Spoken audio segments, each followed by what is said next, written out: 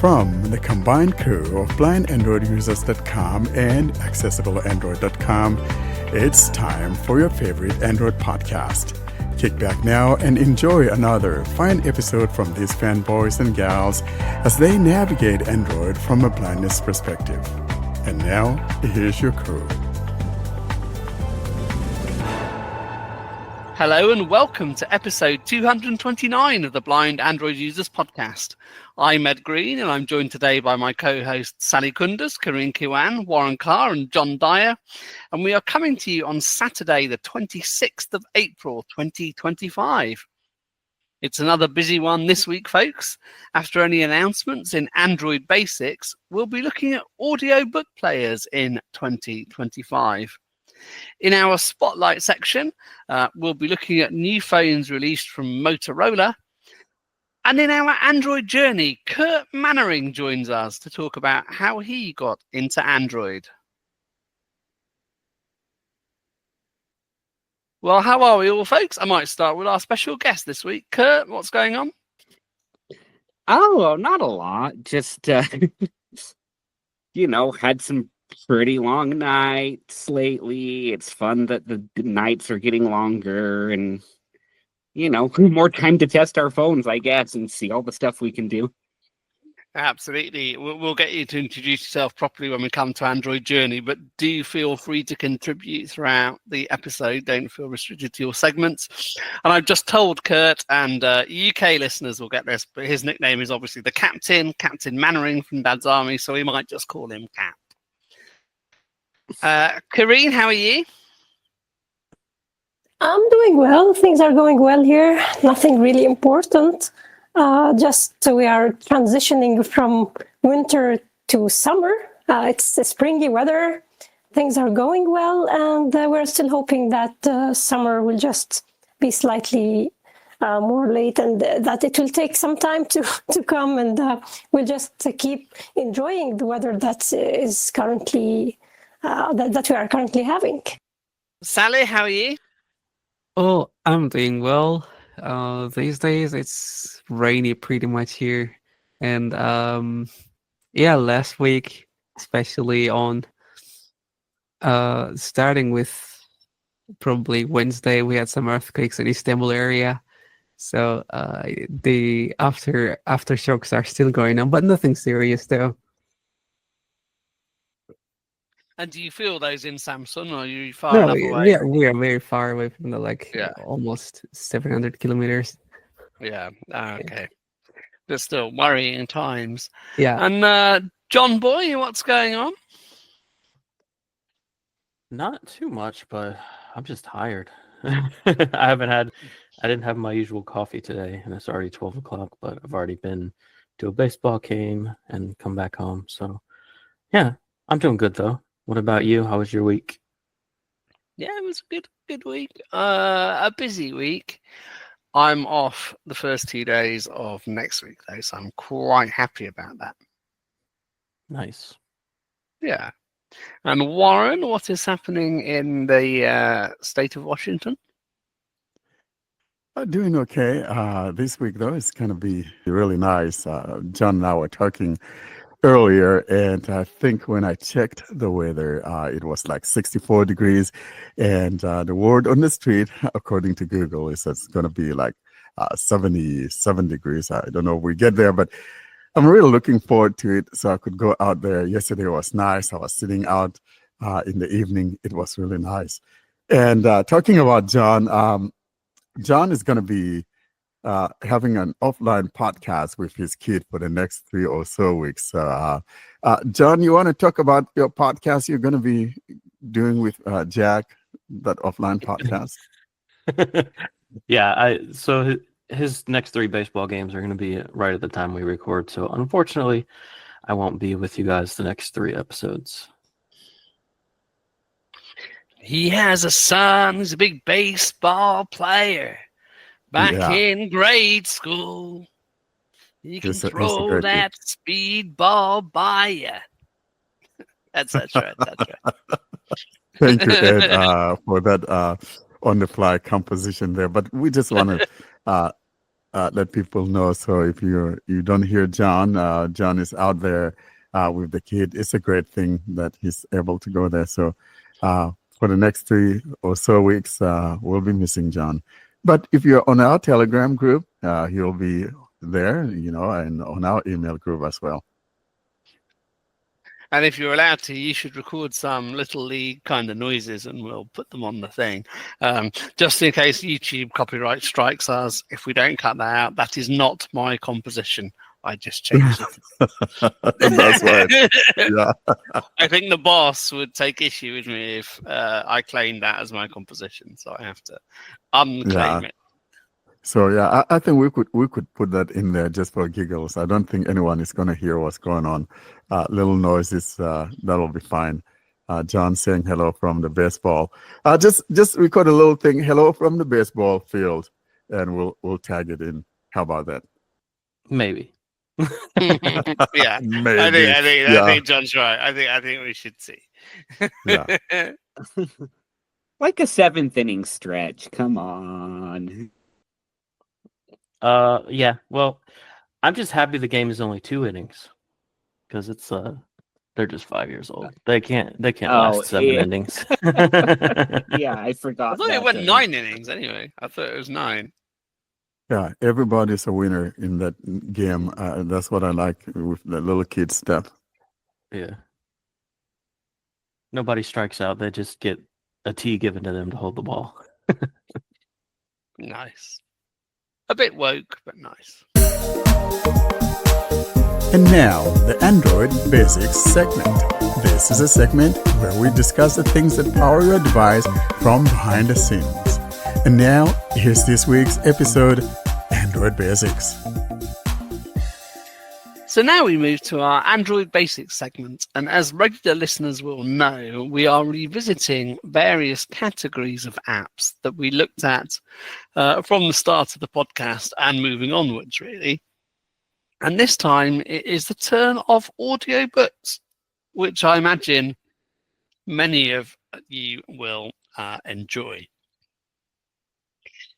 I guess for me, there are 2 categories of audiobook apps, maybe even 2.5, and we'll get into this a little bit as we go through the episode.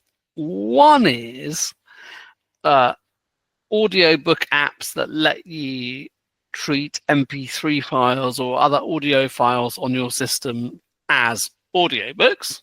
So it doesn't matter where they come from, and you can play them in those types of apps. The other category is one where they connect to a service. So I'm thinking Audible. There are others we'll get into if we want to talk about things like that.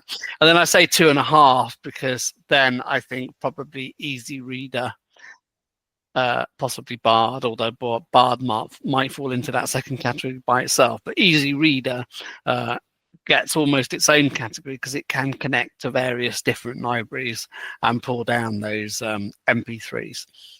So normally I invite Warren to kick off an app category. I'm not going to this week. I'm going to ask John because I know John is a big consumer of audiobooks and has a lot to say. So John, take it away. Yeah. So I'll just follow up on what you said, or expand upon what you said.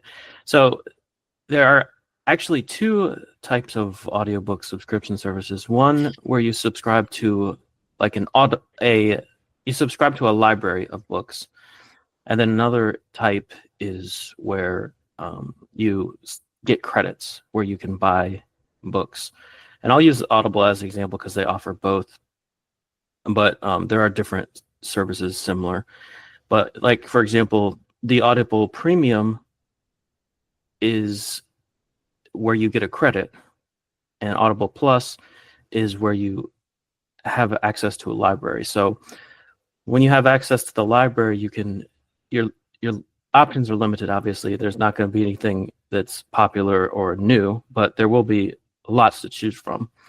And then if you want to opt the other route where you get a credit, you can get any book that's available, 1 per month or 2 per month, depending on which tier you subscribe to. And the good thing about this is that it adds it to your library forever. So it's not something you have to continually be subscribed to. Like my Audible membership has been off and on since I started it. Like currently right now I'm not subscribed to it, but I still have access to my entire library. And I still have books in my library that I haven't read.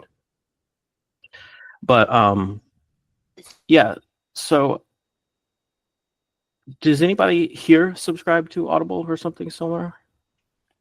Yeah, I'm an Audible subscriber. I've got 702 titles apparently in my Audible library. So Wow. yeah, I thought I had a lot. I probably don't have 200. I mean, I've been an Audible subscriber for a while, since 2005. Weirdly, my membership got paused because loads of my books got lost, and they gave me some credits, but credits expire. So I said I didn't really want to be paused because I'd looked disloyal. So it shows I'm from 2021, but no, I'm from 2005. I've got 702 titles last time I checked, and I haven't read a lot of them like you, John. I've still got unread books in my library. Do you buy a lot of them when you see sales, like when they offer like things for $3 or $4, that sort of thing? Or are these all credit?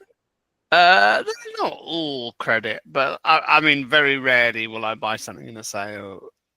Sometimes, like I'd say 15%, for want of a better word, cash purchases. Most of them are credits. Yeah. So what do you think of the Audible app? Do you find it to be acceptable in its current state? On Android, I think it's all right. I mean, I like to have all my content on my main phone. So a lot of what some people want to do with the Audible app, like delete books, and things like that. I think the Android app's all right. You can download books, you can play them, you can move them into collections. I would advise people to play with tabs in the library because they can be quite helpful. So you have like a listen tab and various other tabs, and it is worth looking at those. What do you think of the app? I've always found it accessible, but there's things have been off and on that bug me about it.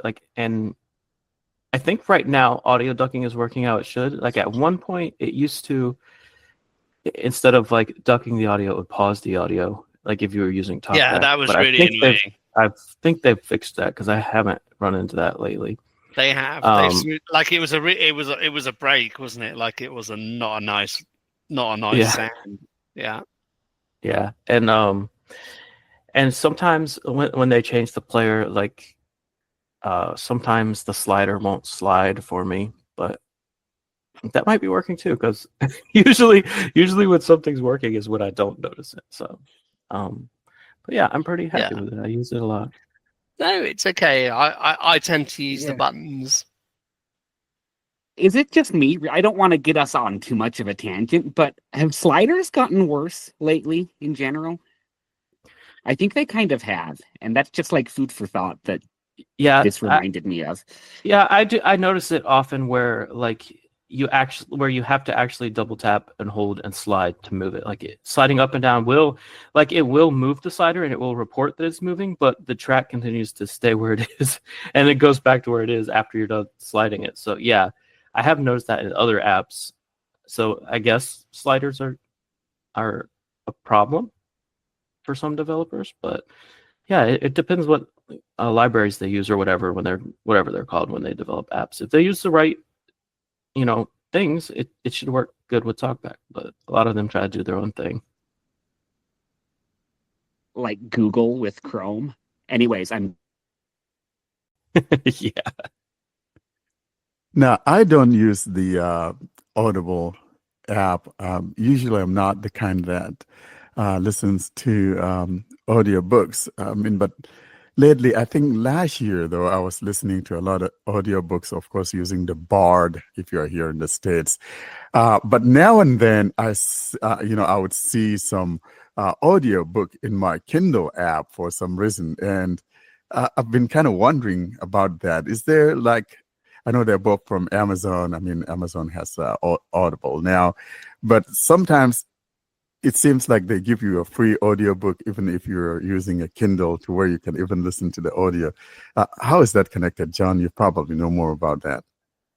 What Amazon will let you do is sync an Audible book and a Kindle book sometimes, Yeah. and they call that Whisper whisper sync. sync. Yeah. I've never used, yeah, I've never used it. I don't know if it particularly works. I only want to book in one format. I can see why it might be quite attractive.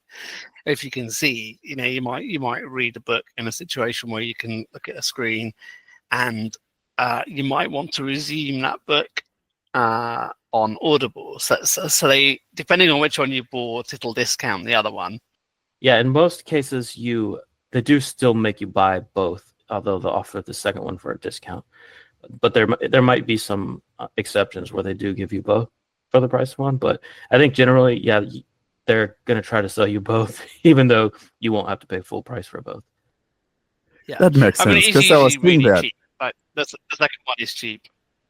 Yeah, and I was wondering what in the world is going on. I'm not subscribed to any Audible books, but you can listen to this audio, and actually I was able to play it, and I was a little bit confused. So I'm glad you guys explained what's going on. But yeah, I wasn't sure what was going on. What I love about Audible now, and I think the change is probably 2 or 3 years ago, that if you do subscribe, pretty much every book is the price of a credit. So you pay your 2-book membership at whatever money, and then, which is what I have. But any book I want to buy as a member is 1 credit, say $7.99 or whatever. Whereas previously, and for non-members, the individual purchase price is quite high. So I'm glad they've done that. Yeah, and I usually use my credits on not usually, but if I find like a book series I'm interested in, they sell the book as 1 book in a series, I'll just use 1 credit on like the full series. So yeah, it's really nice when you can do that, because that, if I had bought that with money, it would have cost more than the books, more than just one of the books in the series. Yeah, for sure. And you should definitely look to do stuff like that. Now, I had mentioned Bard, and there's one thing that I don't like about Bard is the fact that it doesn't sync across your devices. I don't know if it has changed this year, but I know for a fact that last year when I used it, it wasn't syncing across my devices. Does anyone know? John, do you use Bard, or Kirt, do you use Bard? I don't. I use Bard quite a bit.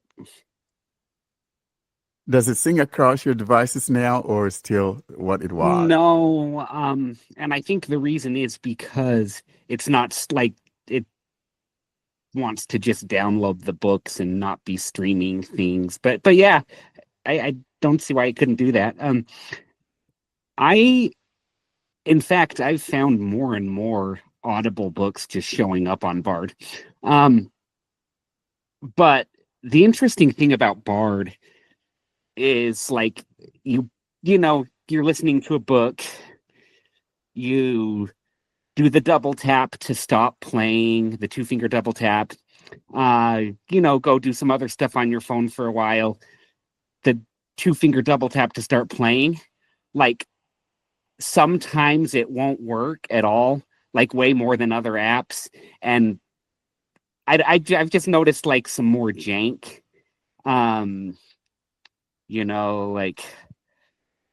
Like it'll lose your place sometimes more.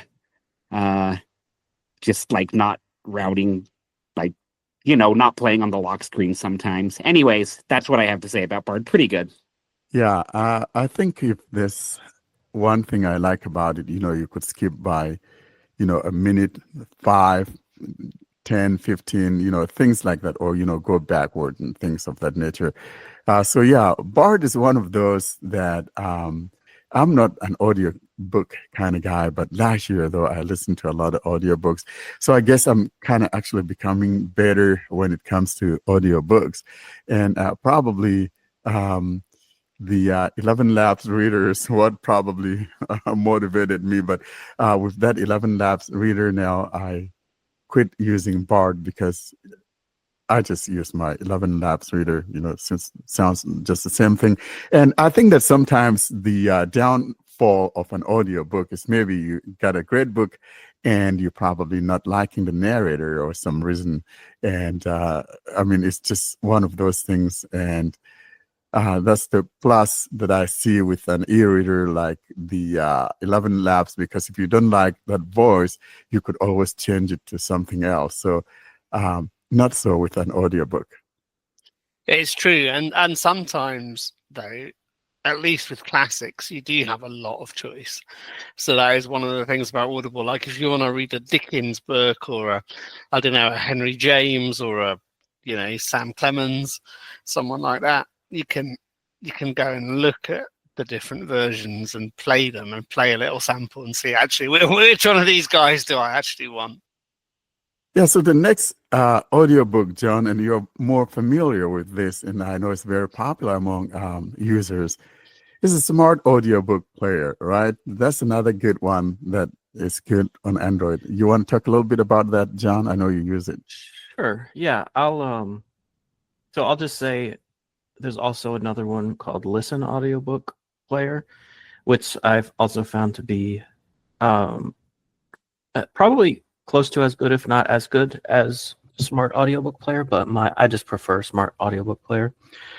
So I do like it. It's just for local books. You can't you have to have the files on your device. So if you happen to come across the MP3 files somewhere and you have them on your phone, this is the app you'll use to read it. It's very customizable. I'll also say, if you listen to, it'll play any MP3 file. So for example, like if you have a show you're listening to on like that you've got on Audio Vault or something similar to that, you could put those in the folder with your audiobooks. And this app is the kind of app you're going to want to listen to that sort of thing, because unlike music players, it'll save your spot, it'll let you skip through chapters, that sort of thing. And yeah, the actual interface is very customizable. So I'm just, disclaimer, I've bought the full version, so I don't remember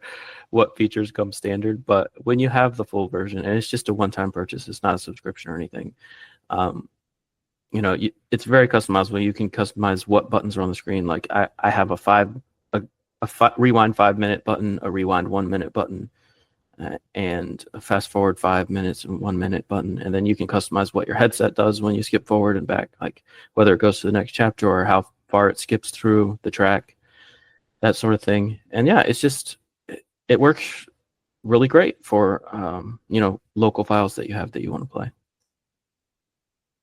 You mentioned the Listen Audiobook Player. I have both of those. That is a Smart Audio Player and the Listen Audiobooks. And like you, I've purchased them, but to be honest, I haven't used them not once. I mean, I tried it just for giggles and all of that, but it's just sitting there in my library. And I think those are the closest when it comes to, good functionality and all of that, very accessible, if I may add. And I have both of those. And I don't think that the Listen Audio Player also would let you stream like books. You have to download your files or upload your files or whatever the wording is. But I'm thinking though, some of those things, I don't remember. Does it support, say, you have books on your Dropbox or your Google Drive? Could one access that? I don't remember. I don't think so. I could be wrong. I wasn't sure either. I don't think so. Like, I know there's no feature for it. Now, could you, like, when you go to the file picker, could you choose a streaming service that you have, like, linked to your files app? I don't know. Maybe, but it's not a feature of the app. So, yeah, it'll just put you in the file picker, and then you have to choose a folder from there that you want to be your audiobooks folder. Another player I like, because essentially with my audiobook player, I just want to be able to pause it, play it. It's great to be able to skip back by customizable units or have more buttons, but I just want to be able to skip back by whatever it says. And I quite like mAbook or mAbook. I don't quite know how it's pronounced. I don't know. I just prefer the way it lays its controls out to either Smart or Listen. Have you used it, John? And another one that we're not mentioning that's worth the mention, and I like it, is the Google Books Player, Playbooks. What I like about Playbooks is that it supports both the audiobooks and the ebooks. And so I think if it were me, every book app there should be supporting both. So if you want to read just the text, and you could just read the text, and if you want to hear the audio, you play the audio part of it. So I think that's one of the strengths of the Playbooks that I like.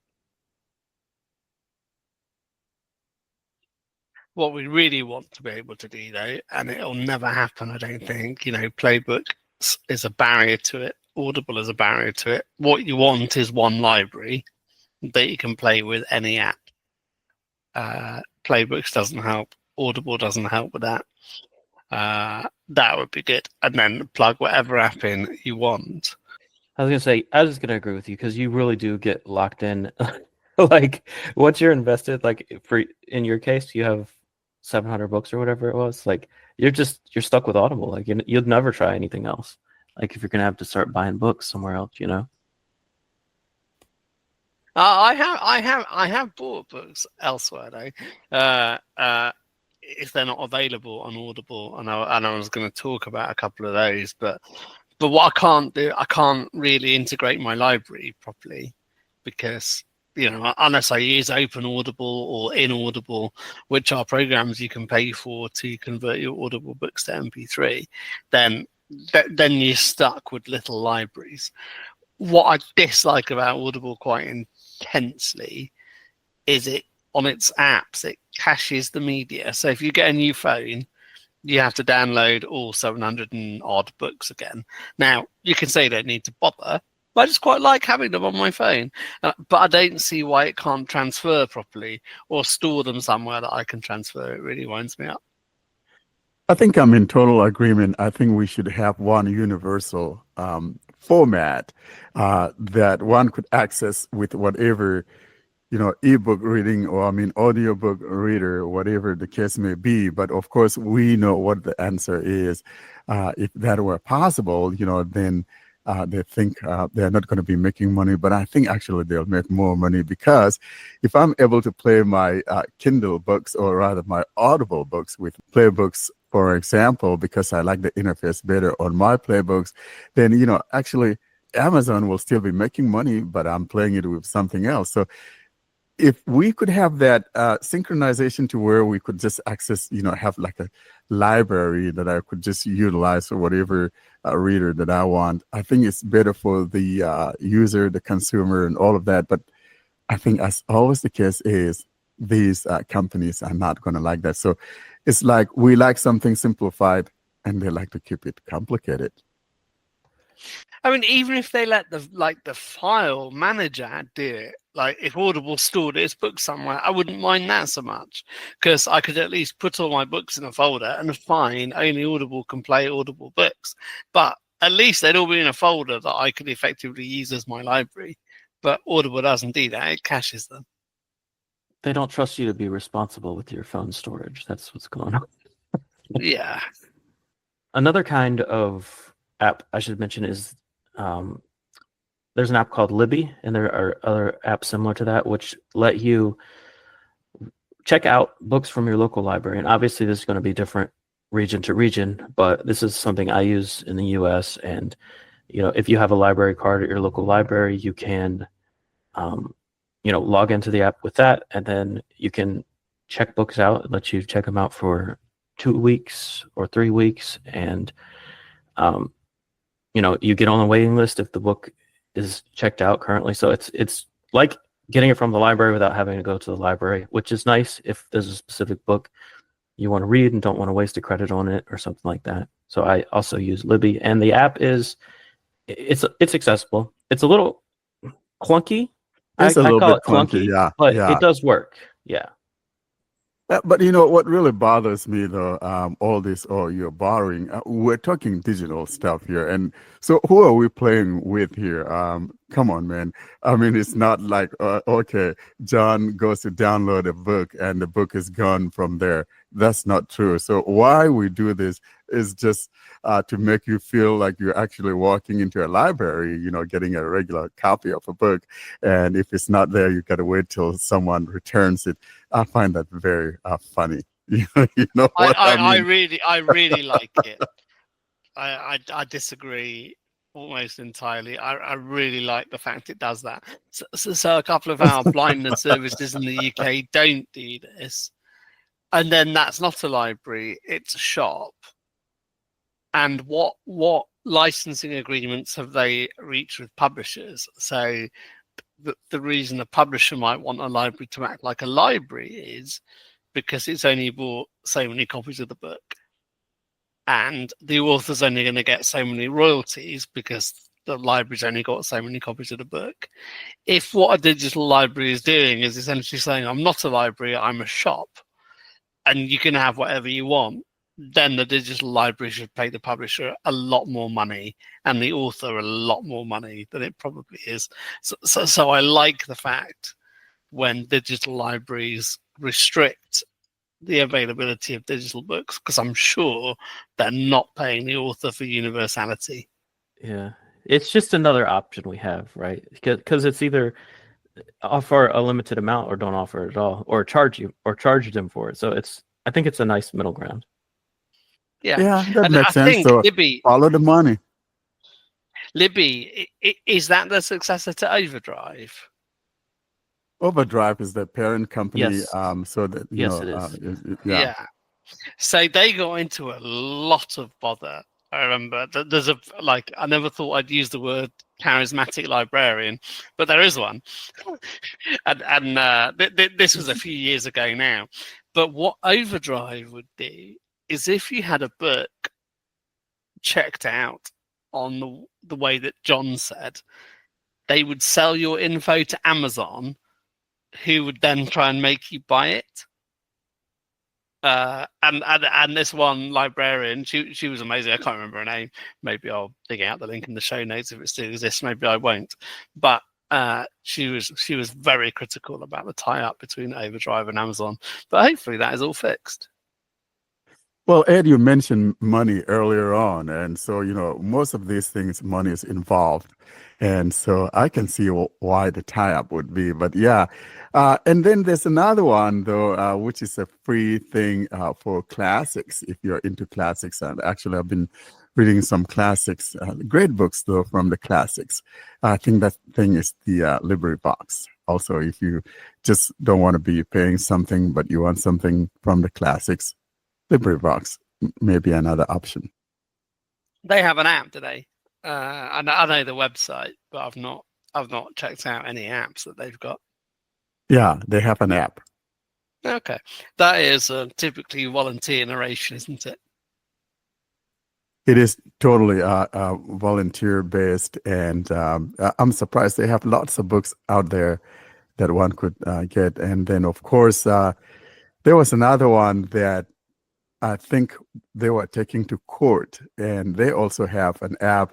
I think that's the Internet Archive, or I don't remember. There's a special name for it. They have all kinds of books. Whatever you're looking for, you could find it on there, but it's like you can borrow it, like we just indicated. And I think they got taken to court like 2 or so years ago, and I don't remember what that thing was, but it's a great place for those of us who are blind, and that was their argument. So 2 apps I will mention. They are purchasable audiobooks. One is Libro.fm, which isn't available in all countries, and the reason you might prefer it is because it is seemingly a social enterprise. So they have tie-ups with local bookshops. So you can have some of your money go to a bookshop in your area. Now, you might reasonably say, if my bookshop never sold audiobooks, why would I want to do that? But I don't know. I quite like the fact that independent bookshops exist. So you can select on Libro.fm to have your payment from your subscription or the books that you purchase go to your local bookshop. You can download on that app. It's not an amazing app, to be fair. It does have accessibility issues, but a good thing about it is all your books are in MP3. So even if you don't like the app, you can play it in smart books, smart audiobook player, Listen, mAbook, whatever you want to play it in, you can do that. Another app, well, it has an app, and another service I quite like is audiobookstore.com. And the reason I like this is because sometimes audiobooks are not available in your market, and to switch markets, the barriers are quite high. So if I want to buy a book that's not available on audible.co.uk and I go to audible.com, I need some sort of US payment method to get that book. But what Audiobook Store does, very entertainingly, is it has a country combo box at the bottom of its page. It says, this audiobook is not available in your market. Are you sure you've selected the right market? So you go and select it and go, oh no, I haven't. And then all of a sudden the book becomes available in the market you select. But you can use your own domestic market's payment method. They don't have everything. But they do, it's fairly recent. Like it's got certainly stuff from the last 3 years, but there are some things it doesn't have. But it is very easy to circumvent on audiobookstore.com the restrictions, and it does have an app. It's not an amazing app, but yeah, it's worth a look.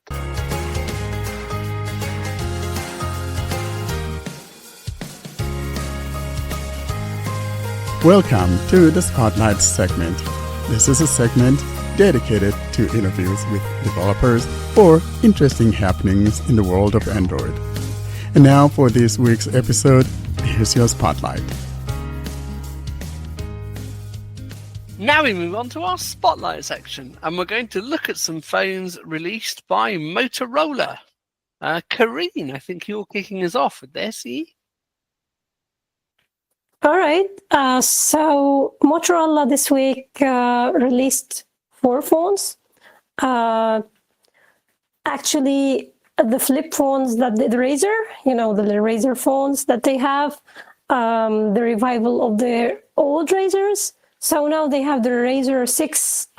Is it the Ultra or Pro? Is it called? I will bring the information. So if you're in the US, they adopted the Ultra, and elsewhere it's like the Plus. So I don't know what the deal is. How Moto does this. No, actually, the difference is, as far as I remember, the difference is in having the number. So for you, I think in the US it's without a number, and for it's not the 6, it's just the Pro thing. And other countries, it's with the 6 name, with the 6 number in the name. So I think this is the difference. But actually, the phone is the same. So people shouldn't be confused. Actually, it's actually the same phone. I will talk about the Ultra one, which is the best of the 2. It has the 8 Elite, of course, the Elite from Qualcomm. It's by the way, here I want to mention something which Warren will like so much. There is a variant. It's not available everywhere, but did you read about it? It's the 2 terabyte version. What about it? Oh my! I didn't see that. I saw the 512. I love this. I love this. That's my I phone. like Motorola. Yeah, I want that. I want that immediately. Someone needs to bring it round to my house. Not that Audible lets you put your entire library on your phone, but you could. Yeah, I know. Oh, seriously, Karine, are you joking? No. Oh my God! Actually, I just remembered you when I saw the information while I was reading the review. They were mentioning that there may be a 2 terabyte version, but it's not available everywhere. So I was like, Warren, you should bring this one. That's definitely my phone. But just imagine with a 2 terabyte, I'm set for good.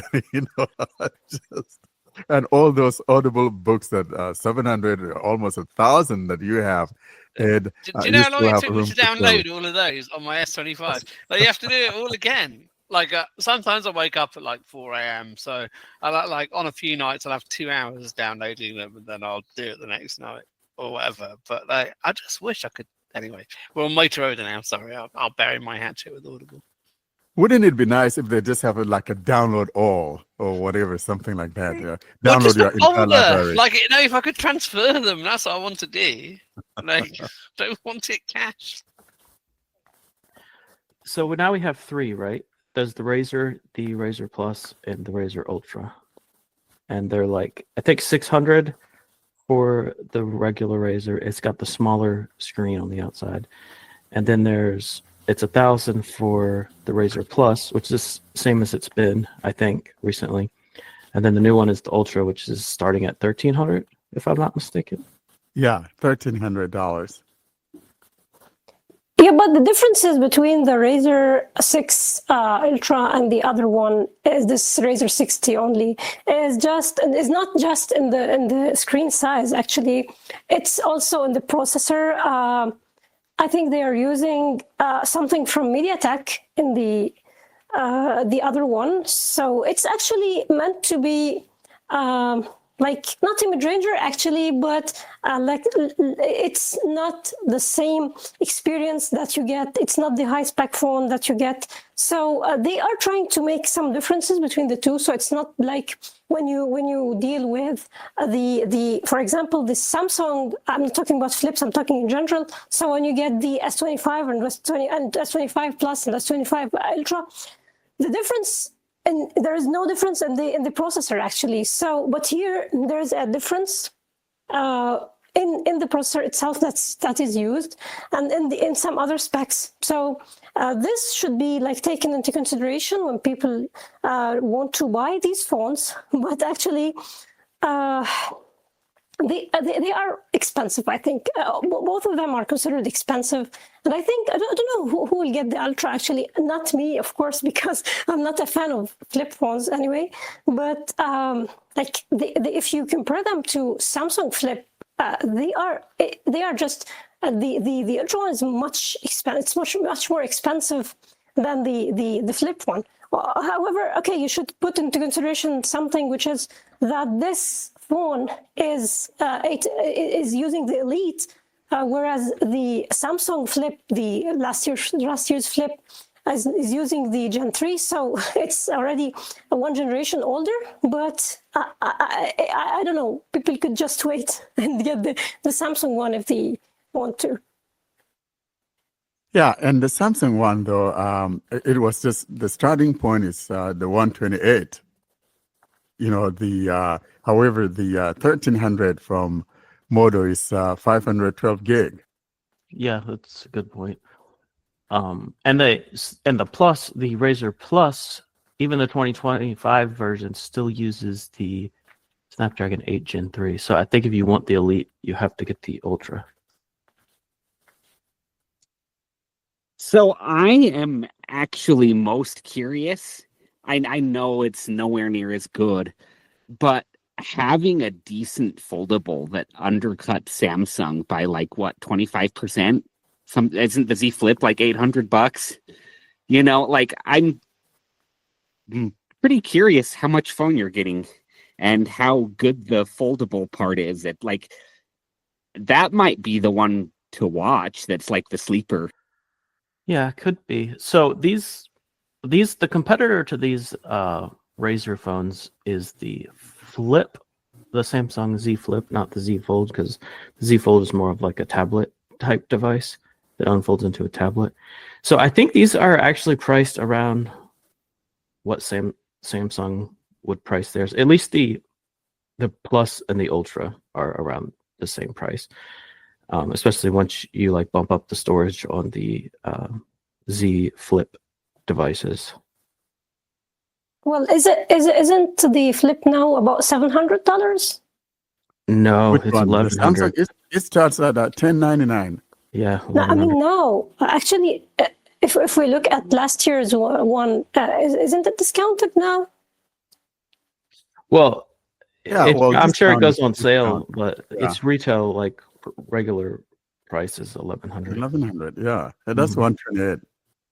Oh, that makes sense, actually. So there's, in fact, not that much difference between the two, but there is a difference. But as I said earlier, and we already said that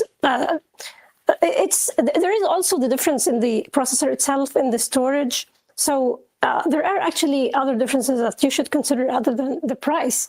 But one thing that Samsung is better at is the support. So this phone, although it's expensive one, it's having just 3 years of upgrades, which is not good. I mean, who is still doing this?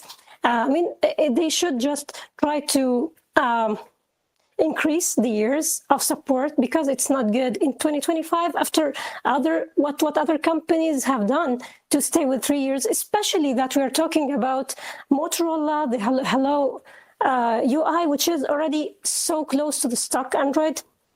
Okay, there are slight additions, but it's close to stock, so they shouldn't have a lot of excuses not to give people more years of updates.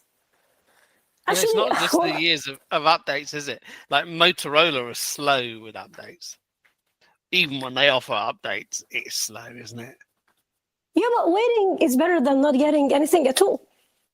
No, but like, you know, But- you can look at some of these update offers, and then how quickly is that happening, and what is it that you're getting?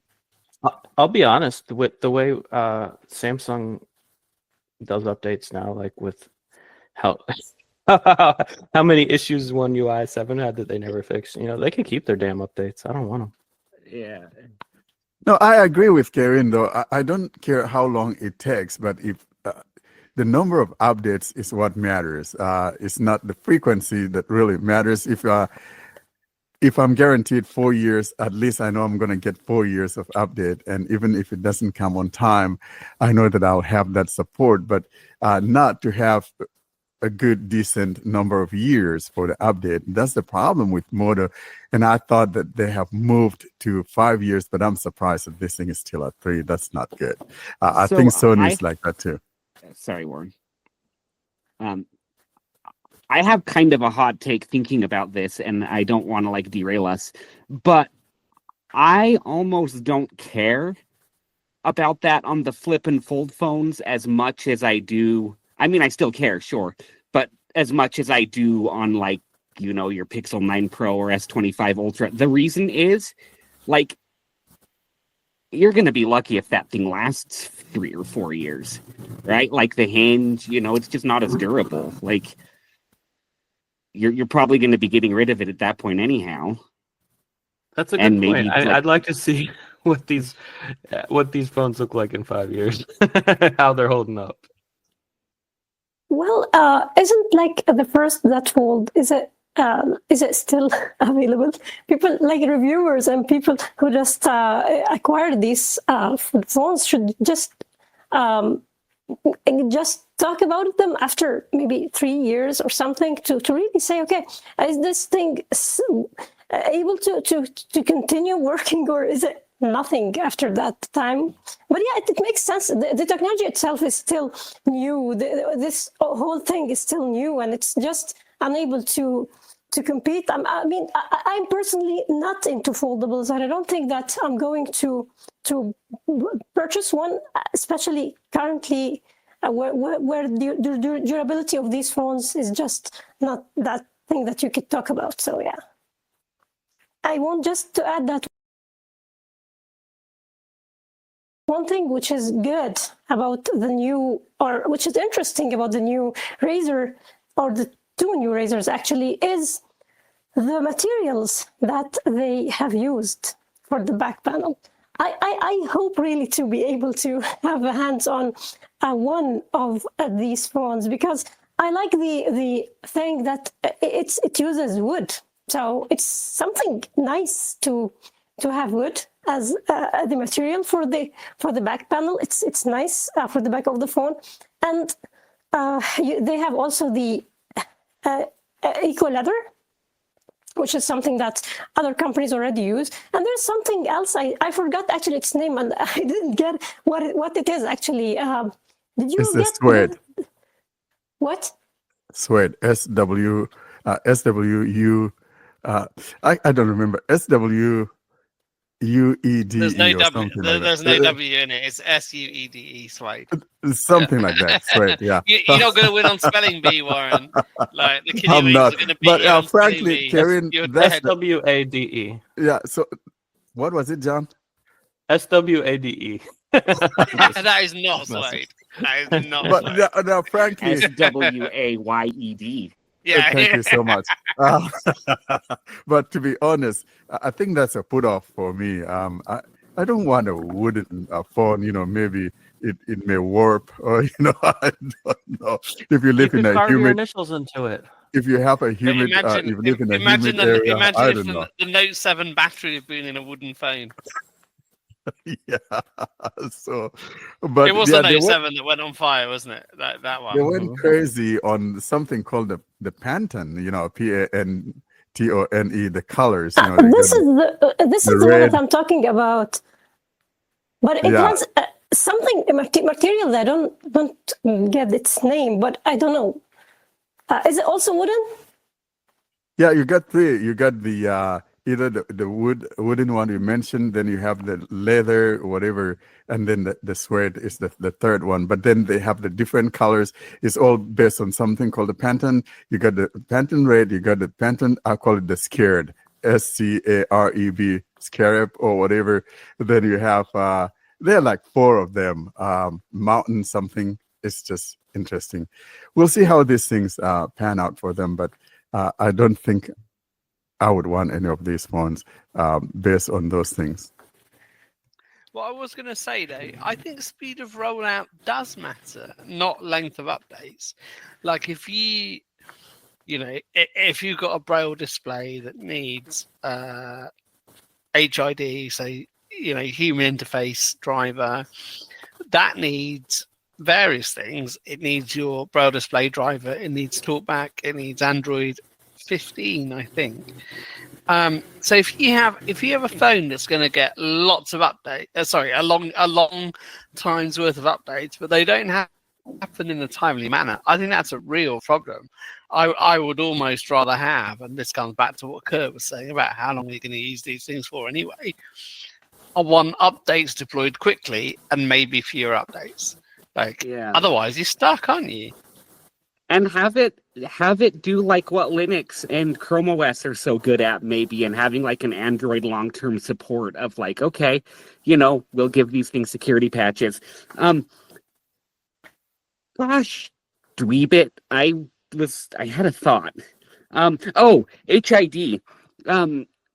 Really quick, because I for years, one of the main things that kept me from using Android was Braille. So I use Braille on my Android a lot, and it's really frustrating. A lot of the head displays are updated and it works great. The NLS e-reader, the one they give everyone for free, still does not, because I think NLS has to roll out. And I mean, I'm guessing like that's the only bottleneck there could be still. And so just because you have the standard, it can not always apply evenly, I think you have two NLS displays as well, don't you? You have the HumanWare one, and is it ZooMax the other one? So whether that's the thing. Yeah, I have the HumanWare, and all the other HID displays work, allegedly. Another thing I wanted to mention real quickly is that if anybody has been interested in the Clicks keyboard case, they announced that they're pretty much right out of the gate going to be offering a case for the Motorola Razr Ultra. So yeah, it's a case that plugs in to the USB port and gives you a QWERTY keyboard, and it gives you like a MagSafe case. Of course, they don't say MagSafe, but it's magnetic. It works with magnetic chargers, and yeah, it pretty much gives you like a form factor while the thing is folded closed of like what a BlackBerry used to be, you know. So if that's something you're into and you want that physical typing experience, that's an option. But it's USB, not Bluetooth, is it? Because what I quite Right. liked about my other keyboard cases, they clicked in and there weren't any wires. You know, I had them for iOS. I had to go to little strange shops in London to get them, but they were not USB. Like, you know, you click them in. Some of them had lovely keys as well. They were nice cases, but I wouldn't want a USB one.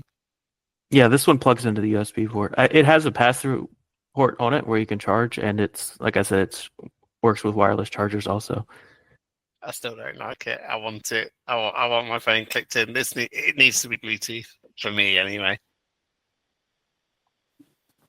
Another thing I want to mention regarding this Razer 6 Ultra, which is not that good, and people should consider this fact before going into or rushing to buy this one, is the fact that it has a lot of CPU throttling. So reviewers are complaining about the throttling, which is actually weakening what you are able to get, or which is like you are getting a weaker version of the Elite. Actually, you have the same Elite that is found in other phones, but when you're unable to use this to its full potential and you're unable to benefit from it, actually you are not really getting what you paid for. So this is a real problem, and it's quite annoying, and it's just making the experience worse. Okay, they don't want it to overheat, but actually the consumer also wants to get what he or she has paid for. So I think this is a problem that should be taken into consideration. Totally agree, Corinne. This really winds me up, as does battery life published when things are optimized. Like, I want battery life published on the basis of basically how John runs his phone. That would be what I would publish battery life on, and it annoys me when stuff gets throttled and optimized. Actually, also they released a watch and wireless earbuds. I will just mention them quickly after I talk about the Edge 60 Pro. So the Edge 60 Pro has actually I like the weight. It's 186 grams. I still like light phones, which are not a trouble to carry and to keep holding. So this device is IP68 and IP69, and also it's compliant with that standard about that one, the military one, which is related to drops, the MLTD or MLT. Wait, what's it? No, it's MIL.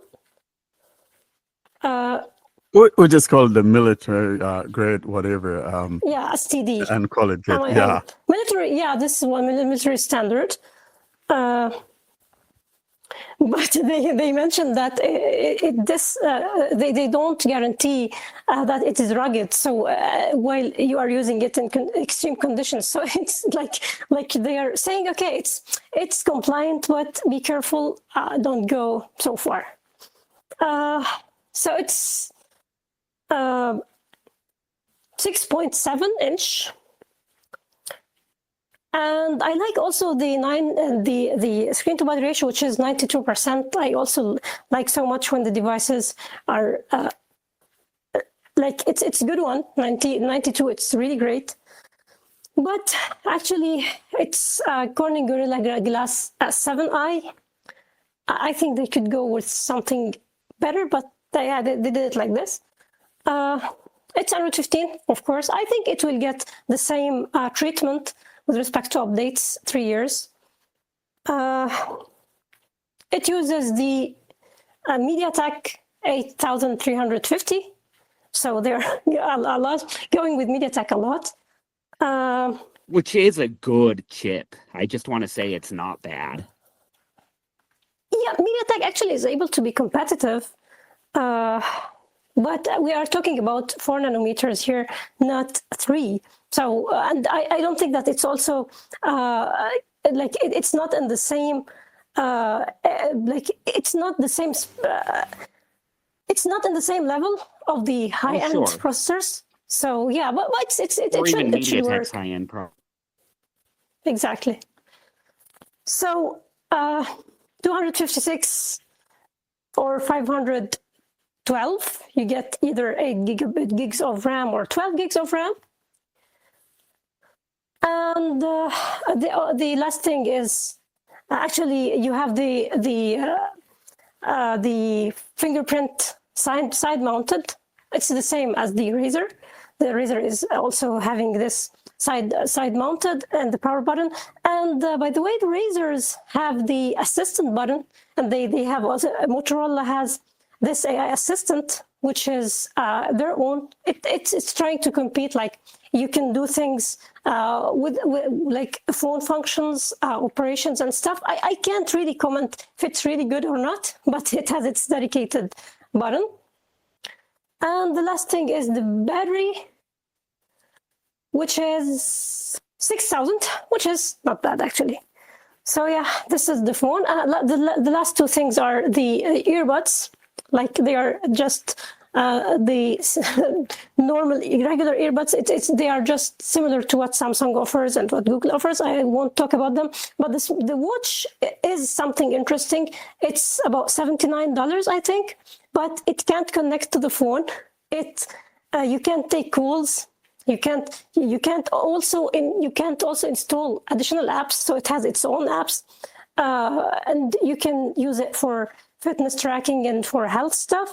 But what makes it, I think, that cheap is the lack of stuff related to syncing with the phone, taking calls, installing apps. So I think it could be good for people who are into these things, but I don't know if it contains a screen reader. I really like to know if such thing has a screen reader. That's what I was going to ask, because it would need a couple of things. It would need to run Android.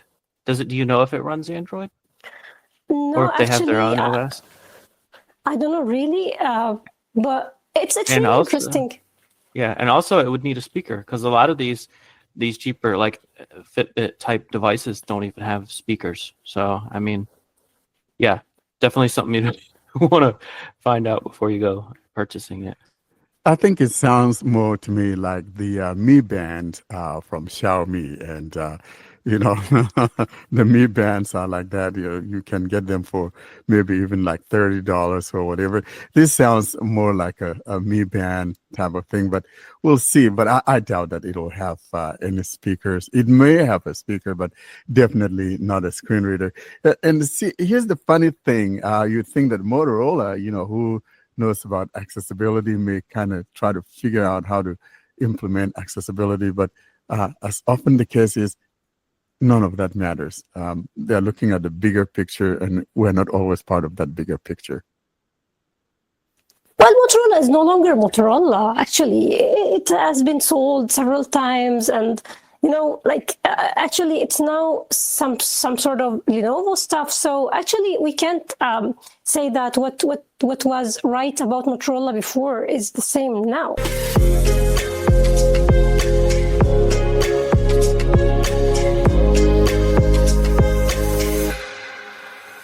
And now it's a walk down memory lane. This is my favorite segment of the podcast.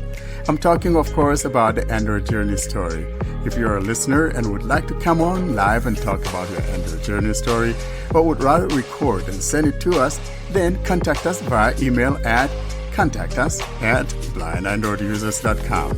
And now, here's this week's episode guest to talk about their Android Journey story. And we conclude this week's episode with an Android Journey story. And I'm delighted to say we are joined, as introduced previously, by Kirt, aka Captain Manwaring. He is coming to tell his Android Journey story. But I'm going to hand over to Warren because this is his favorite segment and he should take it away. Well, thank you so much, Ed. This is definitely my favorite segment of the podcast. And I'm glad, Kirt, we're excited that you're joining us today. And first, though, how about you tell us where you're joining us from, and then you'll go down that history and tell us about your Android journey, some of those bumps, things you didn't like. I know we've mentioned or you mentioned something earlier about the Braille display that you are not happy with the hit support and all of that. Yeah. Yeah, but first tell us about where you're coming from and all of that, and then we get into all of this good stuff. So the other side of Android Braille is my other Braille display works really great for some things that don't work as well on iPhones, like writing really long texts. But so let's see, I'm 33. I live in the state of Utah, known for like ski slopes and Mormons. Pretty much in the world. But so my first smartphone actually was an Android. It was the HTC, I think, made it. It was the Google G1. It had a little slide out keyboard and like this trackball thing and just 4 buttons like to go, basically what became, that bottom navigation bar, the home, back, recents, Yeah. whatever the other one was. I still have that phone. Yeah. Oh, you still have? I do have it in the drawer. I know exactly what you're talking about. Yeah. Hey, if it works. You'll probably have less carpal tunnel syndrome over the years from it too. But Exactly. all those gestures are kind of hell on the wrist sometimes. Like, anyways, yeah. So HTC G1. This was probably like 2010. And I could watch YouTube videos. I could send texts. There was this kind of janky GPS that some blind guy, like the Ice Free Project made. It was called Walkie Talkie. So I could do a few kind of little things. But even then I saw like, wow, this phone has a camera. This phone has a web browser. Like, they might not be great in 2009, 2010, but they're there. And I can't, use the web browser. I can't like TalkBack was like very infantile then. And so it didn't take me too long to move to Fruitvale. And stayed there for about, I don't know, 5-ish years. And got curious about Android, I think like 2016-ish area. Got a Galaxy S7, which was quite the shift at that point. Yeah, so that was like my first experience. Anyways, after that, I've switched back and forth a few times, but I've settled on Android. I've got a Pixel. I had an S22. I kind of made a lateral, not quite upgrade, but kind of upgrade to a Pixel 7 Pro. And yeah, I pretty much use Android for almost everything now. And like we all value it here, obviously. So tell us, Kirt, I know you've mentioned that Braille, one of the problems you had earlier on, but were there other problems that you ran into? I know you ran to Fruitvale. What were some of the problems that actually made you jump ship to the Fruitvale land?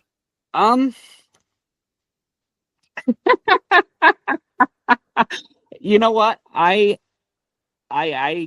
can't say you're wrong, honestly. I like my Pixel in a lot of ways more than my Samsung. So we have to explain what I just did, because this is a podcast. So we need subtitles. So when Kirt said he had a bilateral upgrade from Samsung to Pixel, I posted something in the chat which said Samsung to Pixel is never an upgrade ever. Yeah, so Just- so he didn't just actually ask burst listeners. out laughing at what Warren said. He was actually responding to it. Ed had That's put in hilarious. the I chat. guess the third wall is broken. But they were different problems, I think, the first time and the second time I went back to Apple. The first time it was just because TalkBack was just in disarray and couldn't really do anything. On the S7, it was better, but you had a lot of Samsung. I mean, a lot of us probably lived through it. The TouchWiz versus Google and TalkBack kind of hanging sometimes, and Voice Assistant, and like all these weird fragmenty things. So I suppose I didn't know it at the time. But the second time I ditched my S7, got like Fruit 8 or something. I I thought I was mad at a lot of stuff that Android was doing, but I was actually mad at a lot of stuff Samsung was doing. And I didn't really know the difference of like just slapping a bunch of, and it's better now, obviously. One UI has come a long way, but I just, and like, I don't know how to use ADB yet. I can't just take stuff off my phone I don't like. Like, I can, I guess, disable it, and it's just sitting there like, but anyways, I've pretty much been on Android for good since 2020. I still have an iPhone. I still love it for a few things, actually. It's like, I got the smallest one with the little button thing that's like the best part of that phone for a Touch ID, and I can just do it for like the few random things where it works better on the internet or something than Android, and then just like forget about it for a week, and it's indispensable when I need it, like that rare time. So that's kind of how I am now. So what's your current phone? Are you on the Pixel 8, Pixel 9, Pixel 7? Which one is now your main daily driver? Oh, well, I need more money. I'm like, I have a 7 Pro, so I got to find more work so that I can get a better phone. Not that the 7 Pro is bad. Just actually, like Edward said in that sidebar chat that was supposed to be for us on the call. Yeah, Like but Samsung's hardware is a lot better. I can feel it. we know that Ed is Bailey Aker, so we've got like 3 Samsung guys in the house. You got Ed, you got John, and you got Sally Yeah. there. My boy who just got a news quiz, and so. Although I did confess to a very bad thing last week, didn't I? I did say I picked up a Pixel 7 because I wanted to be able to run betas. So my hole in the wall phone shop had one very cheap. So I did, but yeah, I'm on Samsung, but I do have. He's a lover, a secret lover of the Pixel phone, but he comes on here, puts it on No, the I'm not. face that says, "I don't like Pixel phone," and now in the back of the closet, Yeah. We got it, Ed. That's okay. I No. welcome you though. You can hide. That's fine. Skeletons in your closet there. If I were any more in that closet, I'd be in Narnia, but I'm not. So what's interesting to me though is like I have turned into a completely different kind of phone user since I've had a Pixel, just because like it's so good at guiding you to where to take pictures. Like I feel like I'm kind of like a sighted teen again, like, oh, let me take a selfie of that. Like just take all these shots of things that I can't even see. So it's like weirdly not just good at taking pictures, but like weirdly accessible, in that way. And then just like hardware's not as good, it loses service more than my last phone did. Anyways, but But yeah, I'd say there definitely are a few things that like have really gotten me interested in staying in Android and that I actually love. Yeah, I think you mentioned that, the guided frame with pixels gotten a lot of blind people wanting to take pictures, but it's also the Gemini image descriptions has got a lot of people like more interested in images now. Like where you used to like if you're going through your Facebook feed or something similar and there was just a picture, like you just keep going. Like if the person didn't type something, you didn't care. But now we're starting to care more about this stuff, because we can actually, kind of understand what's going on. So yeah, the same thing is happening with images, I think, with the AI descriptions. And you can use it on pretty much any Android phone that has TalkBack, TalkBack 15 and runs it decently. Like, I what do you need to have voiceovers similar Apple Intelligence thing, like a 15 Pro minimum? Like Mm-hmm. that's one thing I really like about Android is, and obviously Apple had the SEs, which are, that's going to be my iPhone for as long as I can have it. Like it's the best iPhone for me, but like, just the fact that we could have like a $600 folding phone that probably won't suck, and we'll see when it's reviewed, but like, and like such a wide price range and, all these different choices. And like, I feel like it's kind of gotten worse lately because a lot of the Chinese phone companies aren't really here in the States. Maybe I just don't see it, but, the competition part, like and people say it's bad because it makes fragmentation, but I think it's also good because companies will be more likely to come up with things like guided frame or Samsung's the Good luck. the extra gesture that they have, and the like, a few things on the Samsung phones that were good for accessibility, like, and people can choose, because I don't think accessibility is the same for everybody.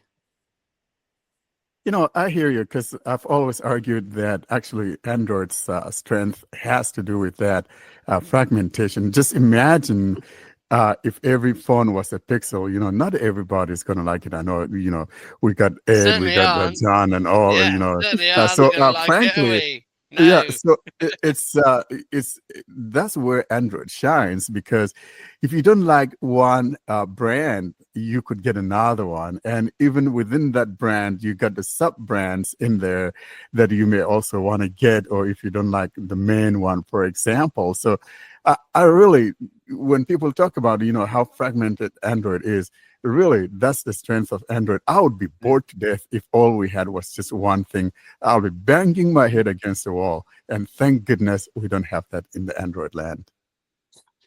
Yeah. So what came to mind for me is actually one of the, like, I'm sure we all appreciate the fact that you can plug your phone into a computer and it'll behave like just another drive. You can copy and paste things to, like, that shouldn't be that complicated. Sorry, I'm passionate about this, but No, there's no reason to be sorry about it. It's good to be well, passionate about what is good. I Of was yelling course. into the microphone, I think, but the same way that Ed over here, you were frustrated because of the Audible libraries not being able to just be sorted into folders. Well, how about you do that to your whole damn phone? Yeah. Right? Exactly Like that. Exactly that. Yeah. I mean, I was a bit like ye, Kurt. So I was on iOS from 2010 to 2020. I was outside Apple stores, at least once anyway, buying one of them on day of release. But then, having played with Android a little bit in the intervening years, I searched for time in 2020, and what I found since then that probably helps the switch is a lot of the apps that were exclusively iOS have come over to Android now. So, my school friend has supported seeing AI, InVision. A lot of them more are now service-based than just apps-based, and it makes the switch a whole lot easier. Yeah. And yet, even with that, you can back up your phone on your computer if you want to. Like, unless you have a Mac, I don't even know if, I imagine Apple's and I guess iTunes, if that's still, it just seems like I like having a phone that acts a little more like a computer. Like, even though I know in some ways maybe things are a little slower or jankier sometimes, or maybe web views are always gonna suck a little bit, but it's it's a computer. It's got more moving parts, and things with more moving parts have more little things you got to figure out on the way. That's just how it works. Yeah, exactly. I don't like being a fanboy. To each their own, however you like to spend your money and have your preferences about life. But to me, brand loyalty is a pretty, kind of a silly thing when some companies are going to give you things you like, other companies are going to give you things you like. They're all going to do things that suck, So, I don't use Android because I'm oh, I've moved to the other team, bro. It's more this option meets my needs more, and it's not better or worse. I think for me, it's better than iPhones for how I use a phone, but it doesn't make it a better phone. It's just good to have choices, and I wish more people would not take that for granted and actually explore choices sometimes. So just to reinforce that, since 2020, I've had a Samsung phone, a OnePlus phone, a Sony phone, a ZTE phone, a couple of Fisher-Price nonsense Pixel bollocks. Oh, You got a Xiaomi. You got a a Xiaomi too. Xiaomi. I Didn't had. you I even sold get a that. gaming phone at one point? That's a ZTE. That's a ZTE, yeah. The Nubia. Ooh, And then on Samsung. So yes, I absolutely agree with not being brand loyal. Unless, of course, if you're me, you're Yeah, stuck he's- in Hotel California, you can get out. Yeah.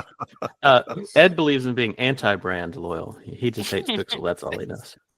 Yeah, that's what it is. Yeah. For me, I'm stuck in Hotel California. Well, me too. Yeah. I'm with you, Warren. Yeah, except Warren checked in deliberately and wants to be in Hotel California, and no one else does. He just loves Fisher Price Pixel nonsense. So they say leave, and he said no, I want to be Hotel California. It's like no, Warren, check out some. No, I want to stay. Yeah, but there's some pretty cool things in Hotel California. Exactly. All the good looking stuff. I'm not going to go there, but you know what I'm talking about. Beautiful hotel. Love it.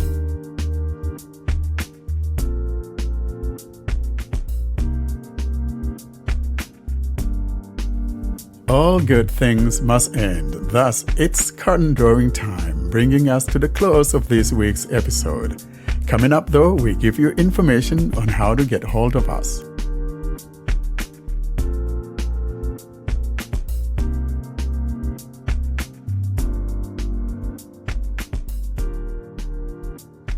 And that is it for this week, folks. John, how can people get in touch with us?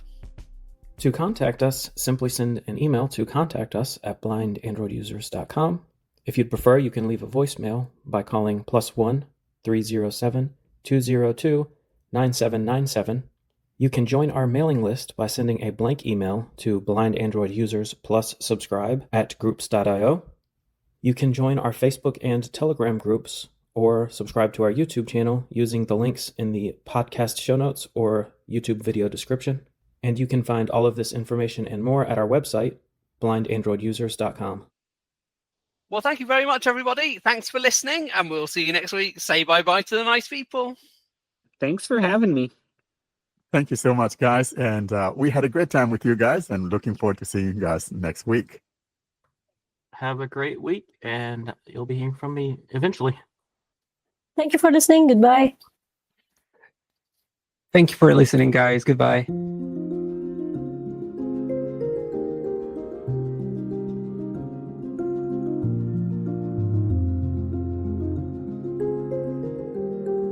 Thanks for listening to another episode of the Blind Android Users Podcast. Until we see you next week, don't forget to leave us your comments and suggestions via our email contact or using any of our social media sites. Have a great week.